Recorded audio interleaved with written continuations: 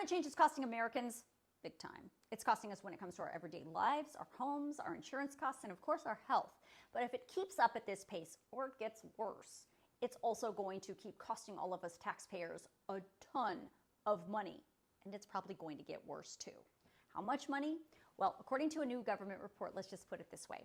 Back in the 1980s, when you adjusted for inflation, the United States experienced, on average, $1 billion weather disaster every 4 months. Today, we're dealing with an average of $1 billion weather disaster every 3 weeks. And in 2023, we set a record for the number of billion-dollar weather-related disasters the government and all of us taxpayers had to pay for. So before I get into all the details here, I want to let you know this is definitely a deep dive video. So if you don't have time to watch it right now, I get it.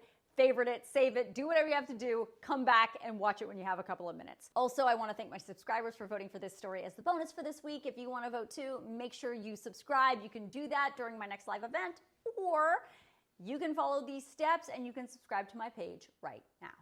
Okay, so back to this climate freight train that is coming straight for us. This video is based on the 5th National Climate Assessment Report. It is a huge government report that was released just last week and goes into a ton of detail about climate change impacts, risks, and responses. Congress requires the government to compile this information every 4 years so they can make better decisions about budgeting, regulations, and new laws. It is a massive report with 500 different authors and so much data, it'll make your head spin. But generally, it talks about how much climate change impacts our health and our livelihoods because of heat-related illnesses and deaths and droughts that reduce the production of crops and strain water systems and larger, more severe wildfires that threaten homes and degrade air quality. It gives an assessment of evidence that the authors say proves that humans are responsible for the changes to Earth's climate. But for the sake of keeping things simple, I am going to focus this video only on what the report says about the increase of these billion-dollar climate disasters and how much it's currently costing the US government and all of us taxpayers to respond to these things over and over and over again. So let me start with this. According to the new report, extreme climate-related weather events cost the US close to $150 billion every year. That is a conservative estimate that does not account for the loss of life, healthcare-related costs, or damages to services. This is a really good graphic from the report that shows you exactly how climate weather-related disasters impact the federal government and all of us taxpayers directly. So when one of these disasters happens, it triggers two things. One thing happens immediately and one thing happens eventually. Immediately, the government starts spending money. And eventually, less money comes into the government as revenue to offset all that money that went out. Let's start with the thing that happens immediately. So immediately the disaster happens and immediately the government starts spending money. They start spending money on infrastructure repairs, on disaster relief. So FEMA shows up to start helping these victims. The utilization of healthcare goes up and the public insurance costs go up, which then lead to higher public borrowing costs for the federal government to borrow the money it needs to pay for all of this stuff right off the bat. It also increased the cost of government services. And on the flip side, when these weather-related disasters happen, it eventually impacts in a negative way the tax base because homes get destroyed, businesses get destroyed, and that means less tax revenue when it comes to property taxes, income taxes, and business taxes.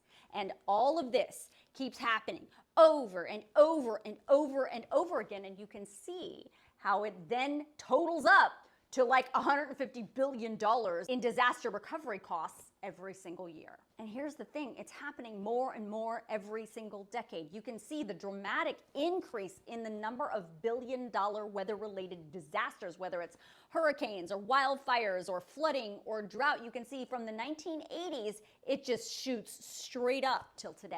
This government report says the number, frequency, and intensity of these extreme weather events is going up in part because of an increase in the value of property that gets lost during these disasters. The number of locations that are now deemed hazard prone has increased over the years, and the disproportionate effects of these climate-related disasters on low-income communities, communities of color, and tribes and indigenous people, because they often live closer to these hazard prone areas, And in lots of cases, they're dealing with inadequate infrastructure and lack of disaster management resources. In 2022, you can see in this graphic all of the natural weather-related disasters that cost more than $1 billion. In 2022, we had 18 of them. And all of those, plus all the other non-billion-dollar weather-related disasters, cost taxpayers in 2022 almost $180 billion. In 2023, this is the map of the billion-dollar plus weather-related disasters that the federal government has been dealing with and all of us taxpayers have been paying for. So far in 2023, there have been 25. That is a record. And by the way, 2023 isn't over yet. So if you've made it to this point, good work. But if you've made it this far, you're probably wondering, what the hell is the government doing to keep these costs down? This is unsustainable.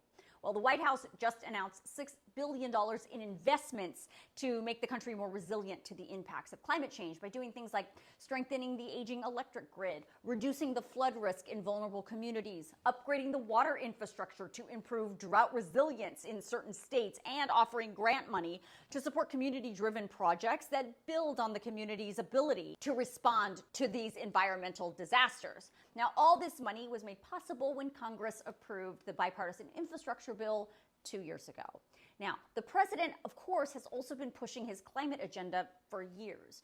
But this is not just a United States problem. This is a planet Earth issue, and every country needs to be involved. And scientists say, though we've seen some progress over the years and have made impressive advances when it comes to the uses of renewable energy sources, the world's top greenhouse gas emitters are lagging far behind their climate goals that they set for themselves.